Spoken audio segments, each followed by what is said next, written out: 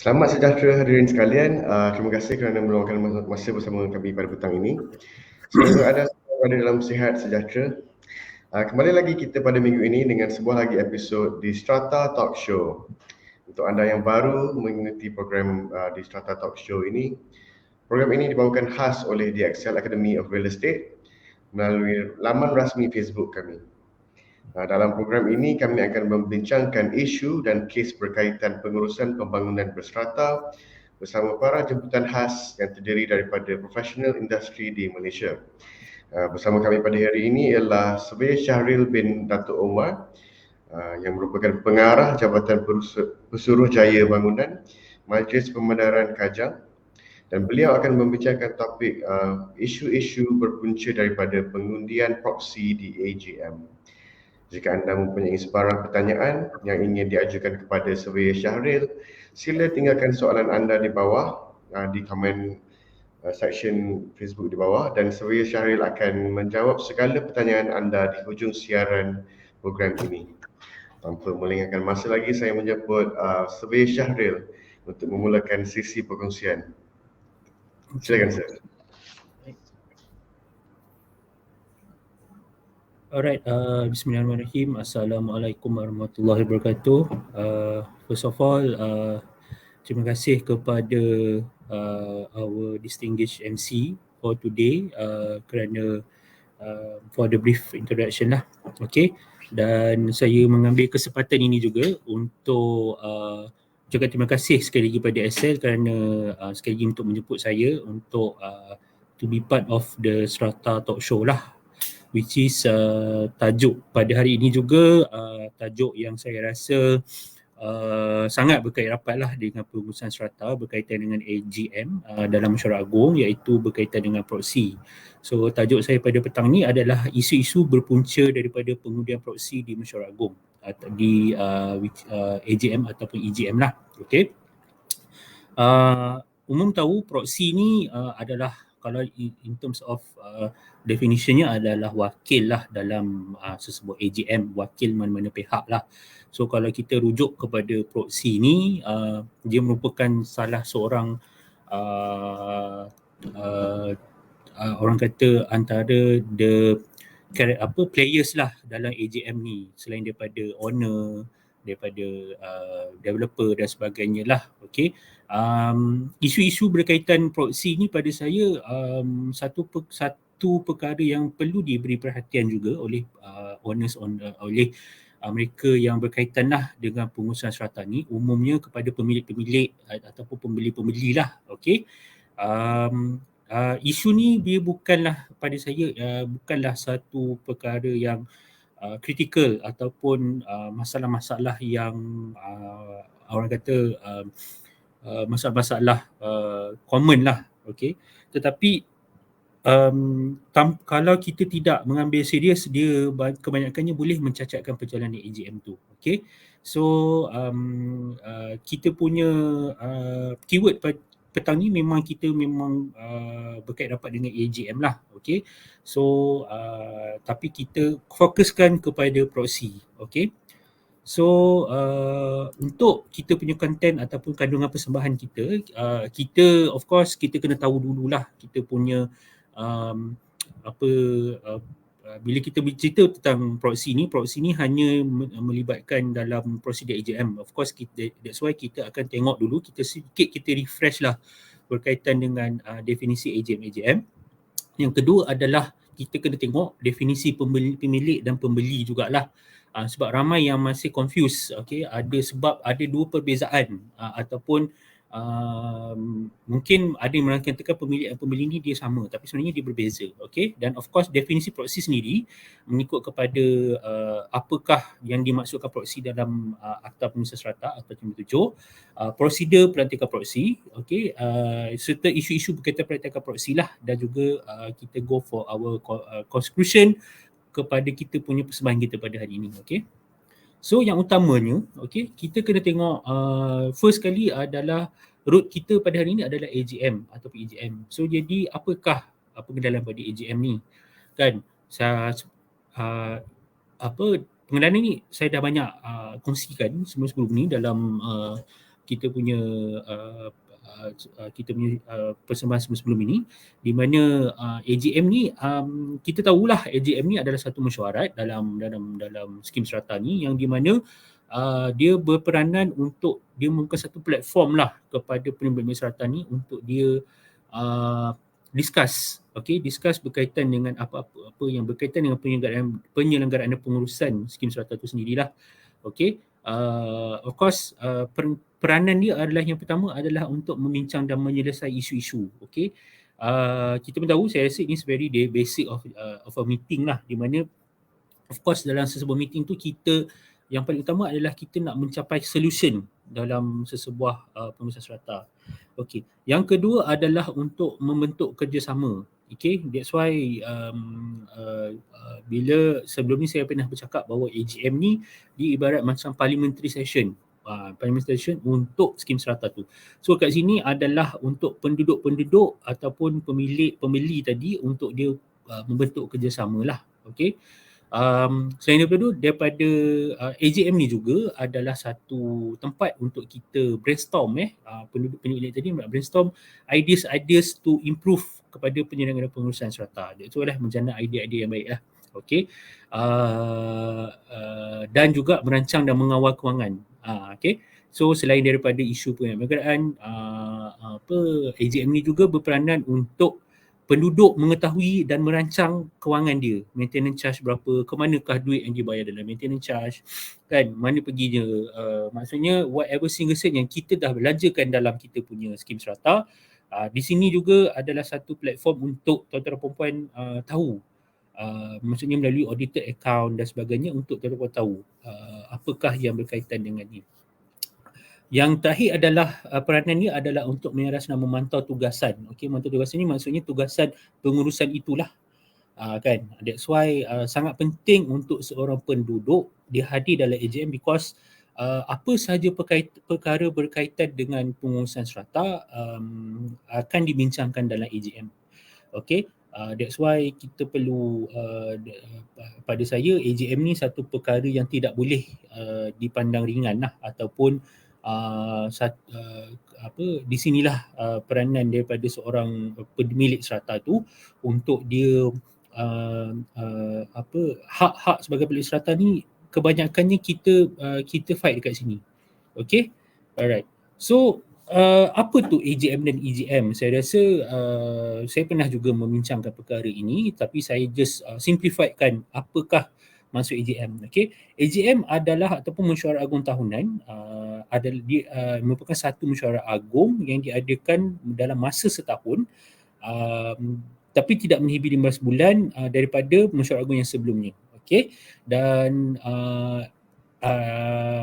mesyuarat agung ini agenda dia adalah untuk membentangkan laporan audit, apa-apa perkara yang telah dibuat oleh AJK dalam masa 12 bulan tu maksudnya dekat sini akan dibentangkan berkenaan dengan laporan audit, akaun beraudit, perbelanjaan, pengurusan dan penyelenggaraan. Dan juga agenda dalam yang penting adalah perbezaannya adalah agenda. Yang berikutnya adalah pelantikan jawatankuasa baru, di mana jawatankuasa akan diundi ataupun pengundian bagi jawatankuasa akan dilaksanakan dalam mesyuarat agung tahunan. Merupakan agenda wajib lah bagi setiap AGM ni. Dan berikutnya AGM ni juga akan dijadikan platform untuk meluluskan usul-usul berkaitan undang-undang kecil tambahan, apa-apa usul berkaitan ataupun ada pindaan terhadap cas penyelenggaraan, dia perlu buat usul ketetapan khas ataupun ketetapan biasa ataupun ketetapan mengikut pada yang telah ditetapkan dalam mesyuarat agung. Last sekali, AGM ni dia bermula dengan first AGM. Of course akan bermula dengan mesyuarat agung tahunan pertama, dan dia perlu diadakan, that's why dia perlu diadakan yearly lah. Saya rasa yang ni sedikit refresh lah kepada tuan-tuan perempuan berkaitan AGM.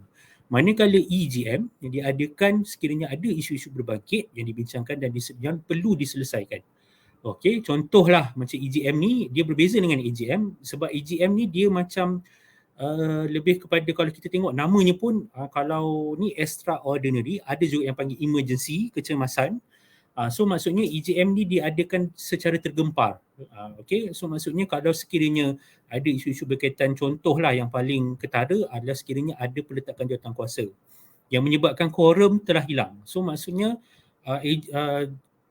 skim serata tu, JMB atau MC tu perlu melaksanakan segera EGM untuk dia mengisi balik kekosongan, because bila ada kekurangan quorum, bermaksud kat situ jawatan kuasa tu dia jadi macam tergantung lah, macam hang parlimen lah, kan, macam kita tengok berlaku pada negara kita pada tahun lepas. So dia kena adakan EGM bagi pelantikan semula, yang di mana jawatan yang kosong tu perlu diundi, dipertandingkan semula di dalam EGM. Itu yang berlaku. Dan juga kadang-kadang EGM ni berlaku sekiranya ada dia IGM yang sebelumnya, yang previously ada, dia tidak sah atas sebab-sebab teknikal yang kadang-kadang berpunca daripada kesilapan prosedur berkaitan proksi. Ada juga. Nanti kita akan tengoklah towards the end of this presentation. Tetapi kebanyakannya EGM ni yang paling common yang berlaku adalah disebabkan pelantikan semula AJK lah, ataupun terdapat permohonan untuk orang kata macam impeachment lah, kan. Maksudnya ada usul untuk pengosongan jawatan pengurusi dan sebagainya. Okay, so itu kita tak nak cerita berkaitan dengan EGM, tapi kalau ada masa mungkin in future kita boleh cerita kembali lah. Okay, dan yang paling utama, EGM ni dia tidak berkesinambungan dengan AGM. Maksudnya sekiranya ada pelantikan jawatan kuasa berlaku dalam EGM, manakah dia tidak akan disambung dengan AGM. Maksudnya EGM ni dia habis dekat situ. Kalau AGM, yes, you kena contoh, kalau AGM you berlaku pada 1 Januari, bermaksudnya dalam masa 12 bulan sehingga 31 Disember adalah tempoh pengurusan JMB yang baru tu, dan dia perlu adakan AGM tidak melebihi 3 bulan. Maksudnya dia ada period of 3 months extra selepas 12 bulan untuk dia adakan EGM, dan tak boleh melebihi 15 bulan lah. Okay, itu untuk AGM. So I think kita dah clear untuk kita memahamkan prosedur proksi yang berikutnya. Okay. So AGM ni kita tahu kalau period dia dalam tempoh 12 bulan. Untuk first AGM apabila dapat meningkatkan kosong ataupun break session, dia perlu adakan dalam masa 12 bulan, dan MC dalam tempoh 1 bulan. Maksudnya untuk first AGM MC perlu ada 1 bulan selepas 1/4 daripada duty dia pernah milik. Saya rasa yang ni very common lah dan general. Ini berkaitan dengan tempoh mesyuarat agung tahunan pertama. Okey, manakala untuk AGM macam saya katakan tadi, setiap sekali dalam setahun dan tak melebihi 15 bulan daripada AGM yang sebelumnya. Dan AGM ni pada bila-bila masa tak lewat daripada 6 minggu lah selepas menerima permohonan bertulis ataupun arahan COB. Okey, so dan pihak yang memanggil jawatan kuasa bagi AGM ni, of course untuk mesyuarat agung tahunan adalah JMB itu sendiri yang perlu mengeluarkan notis. Manakala EGM, jawatan kuasa pengurusan ataupun arahan COB ataupun berdasarkan daripada requisisi tadi. Okay, so dia tafsiran bagi pembeli ni untuk pembeli ni dia sebenarnya dia ada 2 tafsiran yang berbeza lah. Okay, di mana kalau untuk pembeli ni dia merupakan suatu pembeli yang maaf kalau tak nampak tapi saya bacakan lah. Okay, untuk pembeli ni tafsiran di bawah Seksyen 2 Akta 77 mengatakan pembeli sesuatu petak dan termasuk mana-mana orang atau badan yang telah memperoleh suatu kepentingan sebagai pembeli dalam petak itu, atau mana-mana orang atau mana badan yang pada masa itu didaftarkan sebagai pempunyai petak di dalam daftar pempunyai serata di bawah Seksyen 30/1. Manakala pemilik, pemilik dia punya definisi term takluk di bawah Seksyen 4 atau 38 iaitu yang dia mengatakan bahawa pemilik petak ni merujuk kepada pemilik petak iaitu orang atau badan yang pada masa itu didaftarkan sebagai pemilik sesuatu petak dan juga kepada pemilik sesuatu blok sementara iaitu orang pada masa itu didaftarkan sebagai pemilik sesuatu blok sementara melainkan jika diperuntukkan dengan nyata selainnya. Okay, so kalau in terms of kita nak simplifykan untuk definisi pembeli dan pemilik ni, pembeli ni maksudnya dia tidak ada dia masih lagi belum ada maksudnya pembeli ni dia belum ada daftar, dia berdasarkan sale and purchase agreement. Maksudnya once you dah beli, maksudnya you tak dapat hak milik serata lagi, you dikategorikan sebagai pembeli, you bukan pemilik. Pemilik ni adalah mereka yang namanya telah didaftarkan dalam hak milik serata. So itulah perbezaan dia. So kedua-dua definisi ni sebenarnya dia merujuk kepada pembeli ni di bawah JMB, manakala pemilik di bawah Perbadan Pengurusan MC. Okay, so itulah perbezaan. Tapi in terms of daripada segi teknikalnya, dua-duanya ada sama, cuma mungkin daripada segi haknya termaktub perbezaan daripada segi peruntukan kuasa lah. Okay, di mana pembeli ni dia punya pemilikan dia adalah berdasarkan sale and purchase agreement, SPA, dan pemilik adalah di bawah hire and di bawah hak milik serata lah. Okay, dan definisi proxy. Okay, proxy ni balik kita pergi kepada kita punya tajuk kita pada petang ni. Proxy ni maksudnya adalah proxy yang tidak merupakan seorang pemilik tapi dibenarkan dalam mesyuarat agung. Okay, so dia ada pelbagai jenis proxy sebenarnya. Okay, so definisi proxy ni sebagaimana dia akan ada satu situasi di mana bila ada AGM ataupun EGM, pemilik tadi tak dapat hadir. Okay, so jadi pemilik tadi boleh melantik wakil mana-mana orang, sama ada ahli keluarga ataupun orang yang diberi kepercayaan, ada juga di kalangan ejen ataupun lawyer dan sebagainya, untuk dia untuk wakil tadi mewakili pemilik untuk hadir dalam mesyuarat agung dan menyuarakan, dan proxy tadi membawa hak pemilik tadi untuk bersuara berkaitan apa-apa isu berkaitan pengurusan penyelenggaraan berkaitan hak pemilik itu sendiri. Okey, itulah antaranya. Dan juga proxy ni juga dia juga kadang-kadang ada juga jenisnya adalah proxy bagi pemilikan syarikat lah. Contohnya wakil-wakil sekiranya ada pemilikan syarikat yang memiliki unit dalam sebuah skim serata, dia kena melantik seorang wakil yang kita juga panggil dia proxy lah. Alright.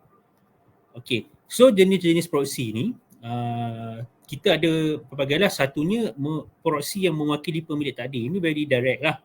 Okay, so maksudnya pemilik tadi dia tak dapat hadir, mungkin dia mewakilkan kepada saudara, mungkin adik-beradik, isteri ke apa ke, untuk dia hadir, ataupun isteri mewakili kepada suami. That is very tertakluk kepada tak kisah siapa yang boleh ni, tapi dia dibenarkan untuk hadir. Sebab kadang-kadang macam saya katakan tadi, kehadiran di AGM ni untuk semua sangat penting bagi semua pemilik. So dia boleh melantik wakil. Okey. Yang kedua adalah proxy sebagai pemegang amanah, power attorney lah. Okey, ni dia bagi kes kadang-kadang macam pemilik meninggal dunia dan sebagainya, dan mungkin daripada segi mungkin daripada segi pewarisan harta tu tak selesai lagi. Tapi dalam kes ni mungkin pemegang amanah tu perlu dapatkan kebenaran mahkamah lah untuk dia menjadi PA untuk hadir dalam AGM tu. Okey, dan proxy juga mewakili pemilik bersama, iaitu pemilik petak yang lebih daripada satu. Contohnya pemilikan husband and wife, okey, pemilikan adik-beradik. Maksudnya dalam unit tu dimiliki oleh pemilik yang lebih daripada satu. So dalam kes ni di kalangan pemilik tu perlu melantik salah seorang. Kalau contoh, kalau suami isteri tadi, isteri melantik suami ataupun bersetuju untuk isteri menjadi wakil. Okey, so itu yang, tapi perlu mengikut pada prosedur pelantikan proxy lah. Okey. Yang keempat adalah proxy perwakilan syarikat yang memiliki petak. Ini very kebiasaan berlaku jugalah, di mana ada syarikat yang contohnya dalam commercial unit, okey, dan ada juga di dalam unit residential, di mana ada syarikat yang memiliki sebahagian unit ataupun memiliki satu unit, dia boleh melantik wakil lah. Okey. Cara macam mana nanti kita akan tengok kepada yang berikutnya lah. Okey. Dan akhir sekali, proxy mewakili pemaju yang memiliki petak. Ini pun sebenarnya ramai yang masih kurang faham di kalangan pemaju ni. Sebenarnya kalau dia ada memiliki petak, okey, ni bukan yang petak yang tak terjual, tapi dia ada share di dalam skim serata tu, dia perlu melantik juga wakil syarikat dia. Okey, dan perlu isi borang proxy dan sebagainya lah. Okey. Alright. Dan kuasa proksi ni, seorang proksi boleh bertindak sebagai proksi hanya bagi seorang pemilik. Proksi juga boleh mengundi atas haknya sendiri. Okey, so maksudnya dekat sini apabila dia dilantik menjadi proksi, dia perlu tengok kepada apa yang telah ditetapkan oleh pemilik tadi. Okey. Dan juga proksi tidak boleh mengundi jika orang yang melantik proksi itu menggunakan kuasa sendiri untuk mengundi. So dalam kes ini sekiranya proksi pemilik tadi telah menetapkan beberapa syarat ataupun beberapa apa yang nak diundi, dia perlu ikut kepada apa yang pemilik tadi nak. Dia tak boleh buat ni. Melainkan kalau pemilik tadi tak mengatakan apa yang dia nak, dia apa hak dia yang dia nak dibangkitkan dalam mesyuarat tu, barulah dia boleh mengundi atas haknya sendiri. So itu maksudnya kuasa proksi ni. Okey. Dan prosedur pelantikan proksi dia very simple je. Yang penting adalah kena isi borang proksi. Sebagaimana you boleh dan proksi ni boleh mengikut kepada contoh dalam borang 5 dalam Akta 757 dan juga borang 14. Borang 5 untuk Joint Management Body JMB dan juga borang 14 adalah untuk Management Corporation MC. Okay. So yang penting, yang utamanya adalah perlu melantik proksi. Yang kedua adalah borang yang diisi tadi perlu dihantar ke Pejabat Pengurusan dalam tempoh 48 jam sebelum AGM. So maksudnya kena disubmit dan difilekan kepada ni borang proksi ni. Okey. Dan pemilik bersama proksi bagi pemilikan bersama dan syarikat juga perlu isi borang proksi selain surat wakil kuasa. Sebab kadang-kadang ramai masih lagi ada syarikat yang tak faham bahawa dia andaikan bahawa dia hanya berdasarkan surat wakil kuasa ataupun resolusi syarikat. Sebenarnya tak boleh. Dia kena isi juga borang proksi. Okey. Dan pemilik syarikat jika jadi AJK, kalau sekiranya proksi dia menghantar proksi dan dia juga dalam pada masa nak melantik menjadi jawatan kuasa, dia perlu ada surat pengakuan bersetuju dilantik menjadi AJK. So kena fahamlah, ini terpakai yang terakhir ni, dia terpakai untuk mereka yang pemilikan bersama. Sebab kadang-kadang pemilikan bersama ni dia tak ada, bila dilantik tu dia tak ada surat siapa yang nak menjadi persetujuan untuk menjadi jawatan kuasa. Okey. Okey. So itu berkaitan prosedur pelantikan proksi lah. Okey. Yang berikutnya adalah isu-isu berkaitan pelantikan proksi. Sebenarnya isu ni very direct dan very straightforward yang berlaku dalam AGM lah. Okey. Yang utamanya adalah bila tidak mengisi borang proksi mengikut waktu ditetapkan. Sebab macam saya katakan tadi, dia perlu dia perlu dibincangkan, dia perlu disubmit kepada Pejabat Pengurusan dalam masa 48 jam dalam tempoh dalam tempoh sebelum AGM. Okey. Tapi ada juga yang di kalangan pemilik, di kalangan syarikat, dia tidak cakna kepada keperluan menghantar dahulu sebelum 48 jam. So bila dia dah datang dah tak boleh masuk ataupun tak boleh vote dan sebagainya lah. Kan? So kepentingan untuk dia hantar 48 jam is because untuk pengurusan tadi dia boleh alert lah kepada mereka yang hadir sebagai proksi, mereka yang hadir sebagai pemilik dan sebagainya. So that's why dia kena submit dalam tempoh 48 jam. Okay. Yang kedua, ini very sangat common lah yang berlaku yang menyebabkan AGM itu tidak sah. Di mana proksi mempengerusikan mesyuarat. Okay. So ini banyak yang sebenarnya kita di COB kita dah banyak tangkap ataupun kita dah banyak apabila mesyuarat tu dah berjalan, kadang-kadang kita dah sahkan pun jawatan kuasa, bila kita semak balik, proksi yang chair. Yang menyebabkan mesyuarat AGM tadi tak valid. Bila tak valid, termasuklah dengan pelantikan jawatan kuasa perlu dibuat semula. So kena fahamlah. Okey. Sebab kadang-kadang mungkin mereka terlepas pandang, kan, yang okey, bila terlepas pandang, dia especially yang bila proksi yang, kalau proksi yang memiliki syarikat tak ada masalah, tapi bila proksi yang mewakili unit lain, sebab namanya bukan sebagai pemilik kat situ, you tidak ada interest sebenarnya dalam kat situ, you hanya sebagai wakil. Tapi bila you chair, dia sedikit sebanyak dia dah mengganggu prosedur perjalanan mesyuarat tu, dan mesyuarat tu boleh dipertikai oleh beberapa pihak apabila dan kita pun ada banyak kes presiden kes lah yang menyebabkan kita terpaksa arah semula EJM, dan bila mengarah ke EJM of course akan melibatkan pembaziran kos dan sebagainya lah. Okey, sebab bukan mudah untuk adakan EJM semula. Okey, dan malangnya kalau bila benda ni berlaku, kami di CUB kami tak boleh nak orang kata cara nak membetulkan ni adalah dengan melakukan semula EJM tu. That's why pihak JMB MC perlu berhati-hati dalam, that's why bila tadi bila kita of course bila that's why antara sebab kenapa borang proksi ni perlu difilekan kepada JMB MC dalam tempoh 48 jam sebenarnya EJM. Ini adalah untuk JMB tu dia kenal pasti siapa yang proksi, siapa yang tu, supaya nanti bila masuk perjalanan tu smooth. Tak adalah isu macam ni lah. Kan, bila macam ni kadang-kadang kita nak salahkan siapa pun, saya pun tak gamak saya nak menyalahkan mana-mana pihak. Tapi bila dah di peringkat awal root dia tu dah salah, EJM tu tak sah, null and void. Ini very basic. Sebab kalau you salah melantik ke, you salah ni tak ada isu, you hanya buat EJM berdasarkan tu. Mungkin kita buat EJM berdasarkan isu-isu yang tak sah tadi, tapi bila you di peringkat awal tu dah salah, proxy tu dah yang chair tu salah, menyebabkan perjalanan tu dah jadi tak sah, dia dah tak ada legal, dia dah foundation dia tak ada kat situ. Foundation untuk apa-apa usul tu dah tak ada, because di awal dia tu dah salah. Kan?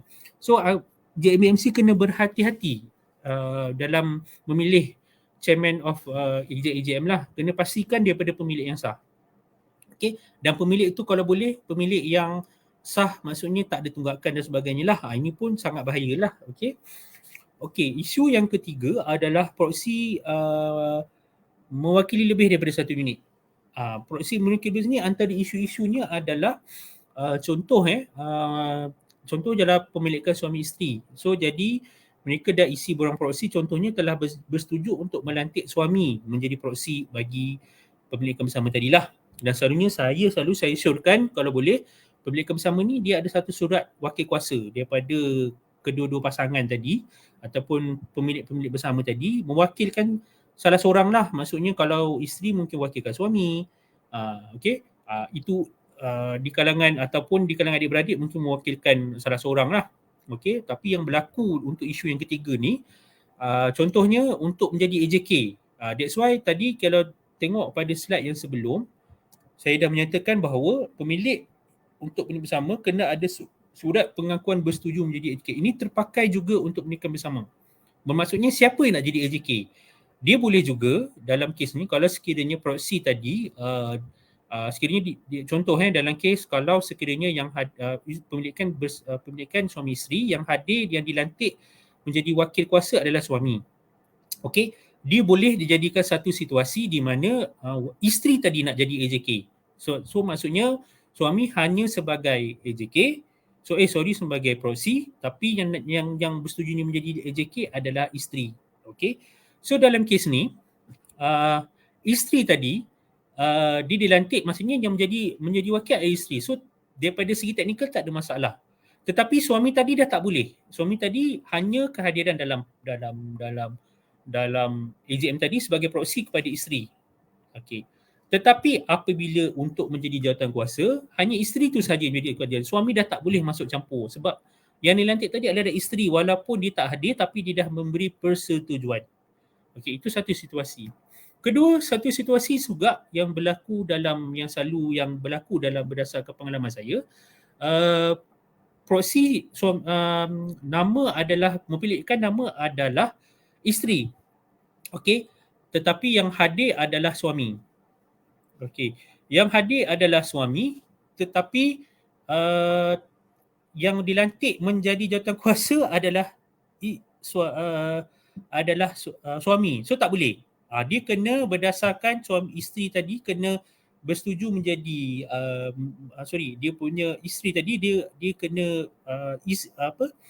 menyatakan persetujuan menjadi AJK dan keanggotaan jawatan kuasa adalah isteri dan suami tidak boleh menjadi proksi sebagai jawatan kuasa oleh isteri tadi, tak boleh.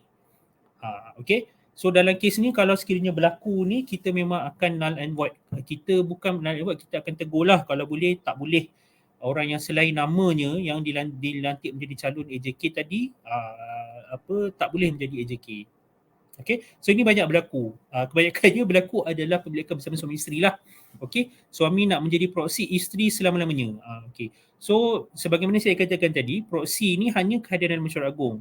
Dia tidak boleh menjadi AJK ni pun tak boleh berdasarkan proksi, melainkan pemilikan syarikat lah. Pemilikan syarikat sama ada pemaju ataupun syarikat-syarikat lain lah. Okay, so kalau pemilikan bersama hanya salah seorang yang boleh menjadi jawatankuasa.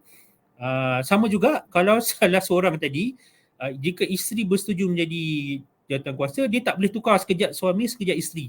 Ada kes juga dalam CUB ni, kita ada satu situasi di mana isteri dilantik menjadi pemilikan bersama, isteri dilantik jadi tiba-tiba mesyuarat jawatankuasa, tiba-tiba suami hadir. Tak boleh. Dia kena towards the end, kalau siapa yang namanya pemilikan bersama tu, orang itulah yang perlu menjadi jawatankuasa. So kena hati-hati sebab kadang banyak this ada mistake yang kita tangkap lah. Kita bukan tangkap sebenarnya, tapi kita dapati yang dibuat oleh jawatankuasa. So kena di peringkat JMB ni, di peringkat 10 Juhanta ni, kena pastikan dahulu siapa yang menjadi jawatankuasa lah. Alright. Dan bagi berikutnya adalah proksi pemilikan bersama menyalahguna kedudukan sebagai jawatankuasa. Ini merujuk tadi kepada yang awal tadilah. Okey, yang awal tadi di mana proksi tadi yang dipelihkan bersama yang suami isteri ni, dia salah guna sekejap, dia yang mana yang ini pun ada isu juga di mana proksi pelihkan bersama mungkin namanya nama suami, tapi mungkin in the end dia suami isterinya hadir, mesyuarat jawatankuasa dan sebagainya, isteri dia pula yang jadi proksi yang buat keputusan. Ada juga dalam kes ni. So dia tak boleh. Macam saya katakan tadi, siapa yang namanya dilantik menjadi wakil tu, perlulah nama dia lah yang bertanggungjawab. So isteri dah tak boleh masuk campur. Okay. So ini antara isu-isu berkaitan proksi lah juga. Okay. Dan juga proksi juga, kita dapati juga proksi dia kena ada yang saya tak masuk ke sini, ada isu berkaitan proksi yang proksi dia mewakilkan banyak unit. Sebenarnya kalau ikutkan daripada peruntukan yang kita sebut tadi, hanya proksi ni dia boleh bagi satu pemilik saja, dia tak boleh banyak-banyak. Kan, sebab kadang-kadang kita dapati banyak yang pegang kad ada gelang dah sampai ke sini macam Mami Jarum ke, tak boleh. Dia kena, proksi ni kena seorang saja. So proksi hanya boleh satu unit saja. Dia tak boleh banyak-banyak. Sebab kadang-kadang ada juga di kalangan saya tengok ejen real estate, dia mewakilkan pada unit-unit yang dia wakil lah. So tak boleh. Alright. Dan antara isu lain juga yang selain yang timbul juga, apabila wakil proksi pemilikan syarikat tidak menyertakan borang proksi semasa resolusi syarikat. Ini pun banyak berlaku. Di mana yang saya katakan tadi, kebanyakan syarikat dia faham bahawa dia memadai hanya hantar satu wakil surat kuasa, tapi tak henti borang proksi. Tak boleh. Sebab kita nakkan, memang tidak, kalau ikut peruntukan di bawah borang 5 dan juga borang 11 hanya untuk first AGM, tetapi kita spiritnya kita memakai borang tu untuk memudahkan perjalanan AGM lah. Sebab kita kalau boleh, kalau tak nak apa-apa isu, at least ada borang tu. Kan, borang tu yang dia macam black and white kepada proksi-proksi ni tadi. Kan. So untuk macam saya katakan tadi, kalau pemilikan syarikat tadi ataupun pemilikan bersama, kena ada surat wakil kuasa berserta borang proksi. So dia very simple je lah. Kan. So kalau boleh, kalau pemilikan syarikat tadi nak hadir dalam AGM, memastikan wakil tu ada surat wakil kuasa dan juga borang proksi. Okay, so ini tak bagi mengelakkan tak ada isu-isu berbangkit lah berlaku sebelum ni lah. Okay. Alright, so saya dah sampai ke penghujungnya. So kehadiran dalam AGM ni, macam saya kata tadi, adalah sangat penting bagi memastikan hak pembeli terpelihara lah dan juga pembeli tak ada terpelihara. Pembekalan proksi adalah untuk memudahkan pemilik tidak ketinggalan untuk mengetahui isu-isu dan perihal pengurusan skim serata. Proksi wajar mengetahui hak sebagai proksi dan tidak sebagai wakil pembeli dan pemilik dalam skim serata. dan juga proxy tidak boleh bertindak sesuka hati dan melebihi batas Akta 757 lah. Okay, so itu je lah saya rasa antara kepentingan kita punya proxy ni. Satu perkara yang saya katakan tadi, perlu juga diberi perhatian. Okay, tidak boleh dipandang ringan lah oleh pihak JMB, pihak MC, okay, dan juga COB lah. Okay, dan proxy ni pada saya dia mempelbagaikan lah orang kata karakter dalam kita punya pengurusan serata, especially pengurusan AGM lah. Okay, so saya rasa itu saja untuk saya punya persembahan saya pada petang ni. Saya buka dululah, saya kembalikan kepada Cik Naufal untuk sekiranya ada Q&A lah daripada penonton-penonton. Alright, terima kasih Surveyor. Kita akan beralih kepada sesi soal jawab di mana Surveyor Syaril akan menjawab sebarang soalan anda tentang topik pada hari ini. So untuk untuk soalan yang pertama, kita ada soalan daripada Go Ahead Jersey Bicycle. Wajibkah senarai nama proxy yang hadir AGM ataupun EGM dimasukkan di dalam minute meeting?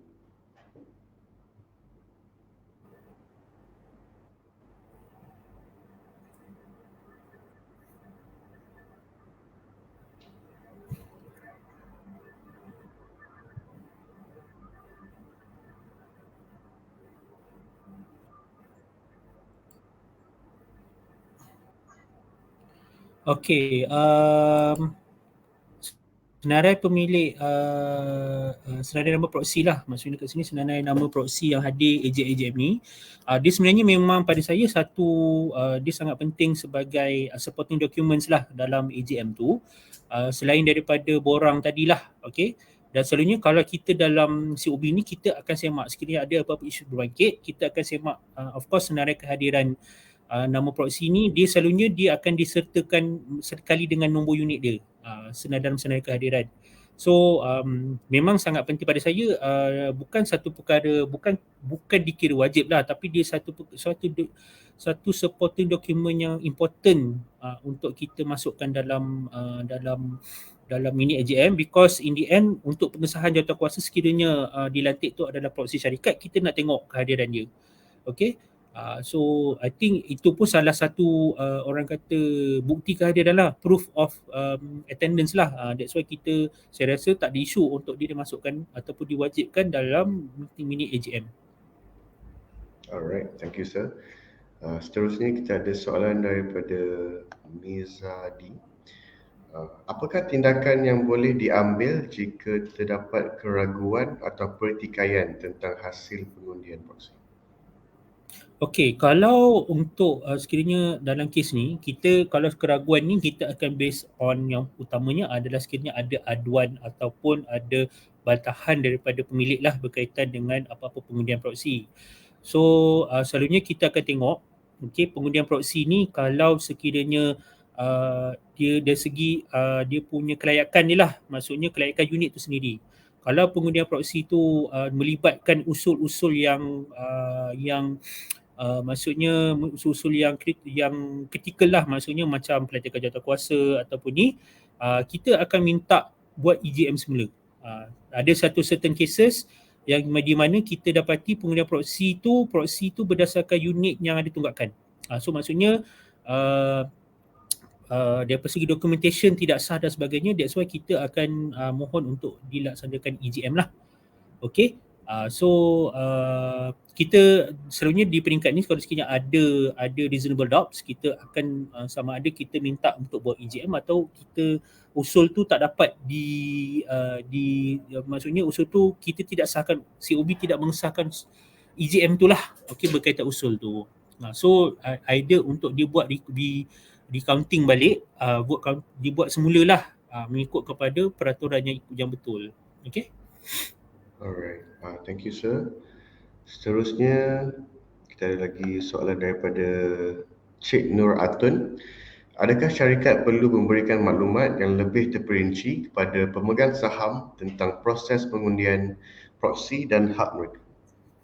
Okay, I think okay, Untuk saham ni saya tak sure pemegang saham apa maksud dia, sebab tak ada istilah pemegang saham, sebab kita Oh, okay. bukan corporate lah. Okay, JMFC ni tak Yeah. berkaitan dengan corporate world, tetapi saya faham lah mungkin dia merujuk kepada unit share. Okay, Hmm. so dia ada dua situasi dekat sini. Satu situasi on point of view of pemaju.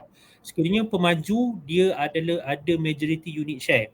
Okay, so majority unit share ni selalunya saya sebagai sekiranya berlaku dalam kawasan saya akan advise pemaju tadi untuk dalam sebelum bermula mesyuarat agung, dia kena declare dulu berapa banyak pegangan unit share dia dalam skim serata tersebut, bagi mengelakkan salah faham di peringkat penduduk yang lain, pemilik yang lain lah.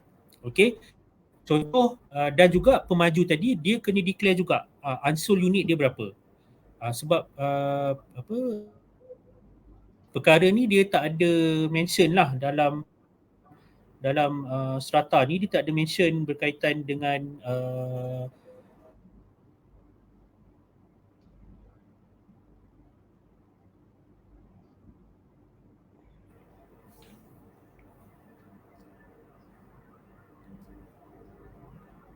Sorry sir, tadi ada terputus sikit. So I think the last part was yang dia tak ada mention.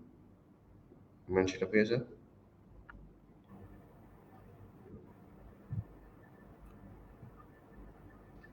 sorry. Okey, balik pada soalan tadi, ada glitches sikit saya punya line ni. Soalan tadi, kalau pemaju untuk unsur unit ni memang kita minta pemaju untuk dia juga declare berapa banyak unsur unit, sebab selalunya pemaju ni kadang-kadang dia mungkin akan monopoli unit pengundian tu. Okey. Sama juga dengan syarikat, sekiranya ada syarikat yang sekiranya dia ada unit share yang majority. Okey. So pada saya dia perlu declare, perlu ada satu transparansi lah di peringkat pemilik syarikat ataupun pemaju yang untuk supaya tidak ada salah faham, sebab kebanyakan pemilik ni kita di CUB ni kita anggap mereka sebagai stakeholder lah dalam pengurusan serata. So saya rasa untuk clearkan confusion ataupun kita maksudnya penduduk ni faham, pada saya yang paling penting adalah communication di peringkat pemaju, peringkat syarikat, supaya tak ada pemilik ni merasakan bahawa mereka ni hak mereka ni dianiaya. Itu yang paling utama. So dalam kes ni I think harap membantulah daripada segi apa yang saya dah terangkan tadi lah untuk pengundian tadi. Alright, thank you. Moving on, kita ada soalan daripada Anna Liana. Jika terdapat dua penama yang tidak menghantar borang proksi tetapi mereka hadir di AGM, adakah mereka tidak dibenarkan untuk mendapatkan kad undi? Okey. Kalau selalunya dalam kes ni mungkin dia sebab sekarang ni proksi macam saya katakan tadi, proksi ni adalah borang proksi ni bukan salah satu prosedur bagi praktikan proksi dan perlu disubmit dalam AGM lah. Dan pada saya kalau dia tak comply kepada tu, dia ibarat macam dia tak boleh mewakilkan pada unit tadi, sebab kalau tak ada hantar borang proksi dia anggap bukan sebagai wakil. So sepatutnya tak ada kad undi. Dan ini that's why saya kata bila kita nak sahkan sekiranya melibatkan praktikan jawatankuasa yang melibatkan tadi pemilik tadi dia tak hadir, so kita tak boleh nak trace. Dan ada proksi pula tak ada, dan tak ada pula persetujuan menyatakan dia jadi jawatankuasa. So dia akan mencacatkan praktikan jawatankuasa sekiranya ada. Okey, dan sekiranya juga ada pemilik, kita tak tahulah, mungkin kadang ada dalam AGM tu berlaku ada ketidakpuas hati, kata kenapa ada orang yang tak dikenali dalam tu dan tak ada, bila semak tak ada borang proksi. So ini akan sedikit sebanyak akan mencacatkan AGM tadi, menyebabkan AGM tadi boleh berisiko untuk dibatalkan lah. Dia punya pengesahan dia dibatalkan. So that's why pada saya kalau tak ada menghantar borang proksi tapi hadir dalam AGM, mungkin dia boleh hadir tapi dia tak boleh undi. Kalau ada undi yang melibatkan tu, dia agak berisiko kepada AGM tu tadilah. So kena hati-hatilah. Okay, so that's why macam saya kata tadi, please follow the procedure of proxy ni lah, supaya tidak ada isu berkaitan dengan AGM tadi. Alright, thank you sir. Right, next is soalan daripada Nazliana, Cik Nazliana Nazaruddin. Adakah kuasa pemegang proxy dalam AGM sama dengan pemegang saham? I think this is referring to the share unit. Pemegang saham ni mungkin based pada unit share. Okay. Unit share lah. Okay. Alright. So pemegang kuasa tadi, proxy ni tadi dia mewakili kepada pemilik unit tadi. So kalau dia mewakilkan unit share dia yang banyak, dia akan mewakilkan kepada berapa banyak unit share untuk dia punya perwakilan dia lah, maksudnya pemilik tadi. So kalau pemilik tadi ada unit share, contoh 10 unit share, dia kuasa dia adalah berdasarkan 10 unit share. Tetapi kena tengok, kena clear lah daripada tunggakan. So kalau contoh kalau dia ada 10 unit share tetapi 2 unit share tidak ada, maksudnya 2 unit share tadi tak ada tunggakan, tak clear. So dia punya kuasa hanya 8 saja.